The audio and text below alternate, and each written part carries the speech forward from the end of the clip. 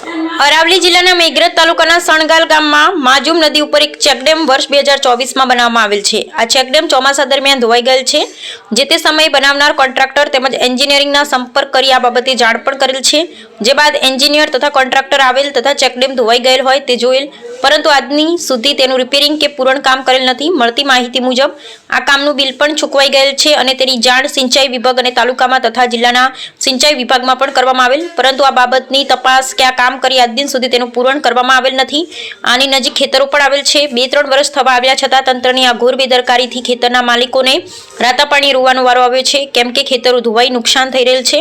આ બીજી વખતનું ચોમાસું ગયું છતાં આ ભ્રષ્ટાચારી અધિકારીઓ આ ગરીબ ખેતરના માલિકોની વાત ધ્યાન પર લેતા જ નથી। તો આ બાબતે ઉચ્ચ તંત્ર તરફથી તાત્કાલિક તપાસ થાય, તે જ ખેતરના માલિકો રાહ જોઈ રહ્યા છે। જો આ કામ કરવામાં વિલંબ થશે તો ચોમાસામાં વધારે ધોવાણ થાય તેમ છે, તો તાત્કાલિક તપાસ કરી ચેકડેમ ને સાઇડની પ્રોટેક્શન દિવાલ કરવામાં આવે તો ખેતર ધોવાણ અટકી શકે તેમ છે। આજ દિન સુધી ચેકડેમ બનાવનાર તંત્રે બેદરકારી રાખી આજે ચેકડેમ બનાવેલ છે તેની જવાબદારી કોન્ટ્રાક્ટરની હોય છે, કેમ કે જૂનું બિલ પણ ચૂકવાઈ ગયેલ છે અને ચેકડેમની આજુબાજુ જમીનમાં પ્રોટેક્શન દિવાલ કરવામાં આવી નથી। તો શું આ બધું ટકાવારીના જોરે અને એકબીજાની મિલીભગતથી થતું હશે કે કેમ, શું તે જ નાગરિકોની સમજાતું નથી?